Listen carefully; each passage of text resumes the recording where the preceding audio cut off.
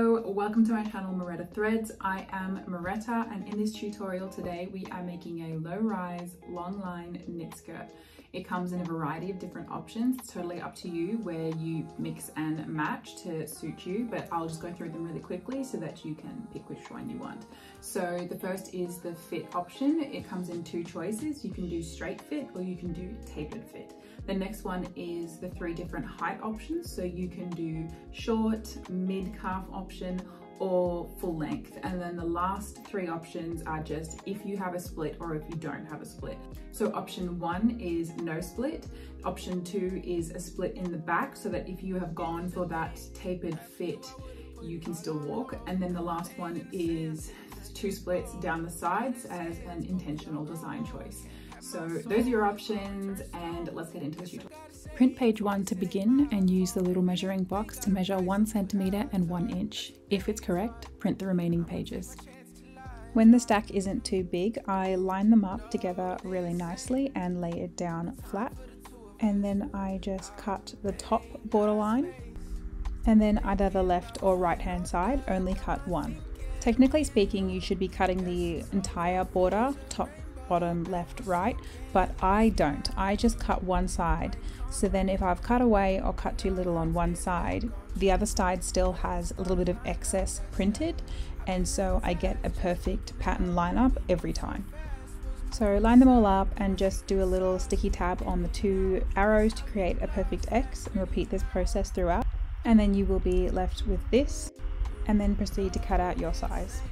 This sewing pattern has 3 lengths. Option A, which is short, option B, which is like a long but everyday wear, and then option C, which I've cut here, and that is formal length. So it's actually kind of probably going to be longer than what you need, but cut it long, leave it long, and then you'll come back in later with a pair of heels that you plan to pair with this outfit so you get the perfect height. First up, I'm actually going to do option B, so I am just going to cut this excess away and put that to the side and start this tutorial with this length. So lay out your fabric. This fabric has already been doubled, so I'm not using one layer. If you see that top right hand corner, you can see that I have the 2 layers folded on top of each other.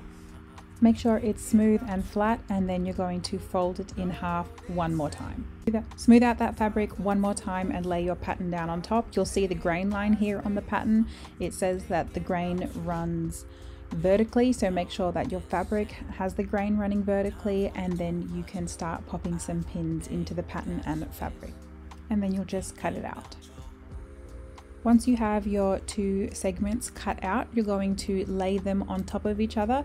Make sure good sides of the fabric are facing each other, and we are pinning the bad side of the fabric, so the bad side should be facing you right now. And now you will overlock the side seams of the skirt. This is what it will look like when you've overlocked it. Make sure that your tensions have been set correctly on your overlocker or serger, because if you haven't got them the right firmness or tightness or whatever it is, they can pull apart on the side. If you're worried about those side seams pulling apart because you can't get the tension right, do this. Use an overlocker to clean up that side edge, but then also come back in with a straight sewer stitch to keep it closed. Now it is time to apply the elastic. You don't need to pre-cut the elastic. Buy a meter or so to begin, and you're just going to apply it onto the waistband as is, no stretching or pulling. This elastic is about 3 centimeters thick and is a light stretch.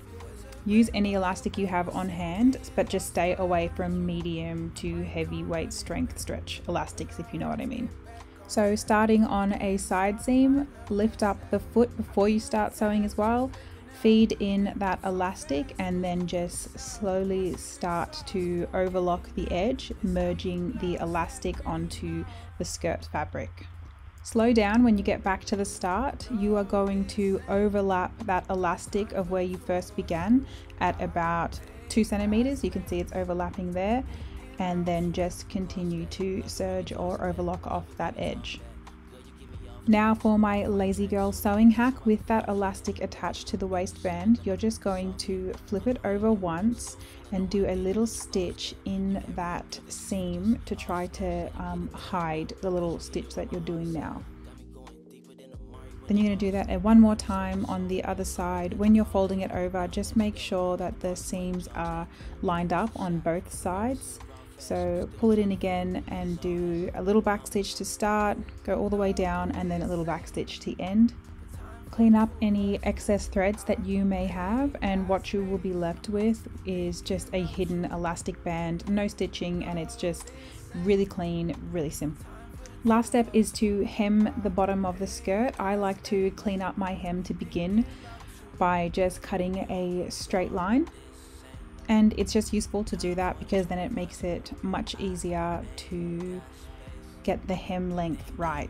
I'm just adding pins in at the 2 centimeter mark, and I will do that for the entire circumference of the hem.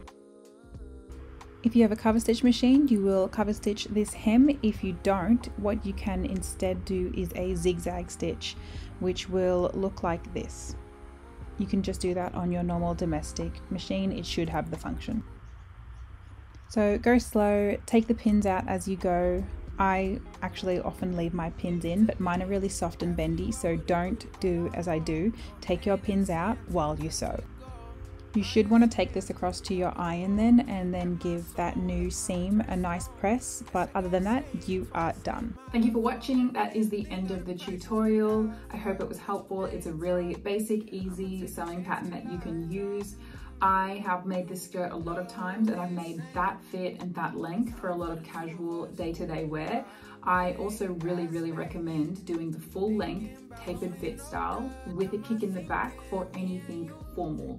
It's so comfortable, and it just looks great when you have something full length that you've cut to the length of your high heels so that you can get that full impact with your outfit. So I hope that was helpful. As always, please subscribe to my YouTube channel so that you can get 20% off my sewing patterns when they drop. They last the first 48 hours, and if you subscribe, you will be notified when I drop the videos, and they're coinciding sewing patterns. So outside of that, if there is anything else I can help you with, please comment below, and good luck with your sewing project.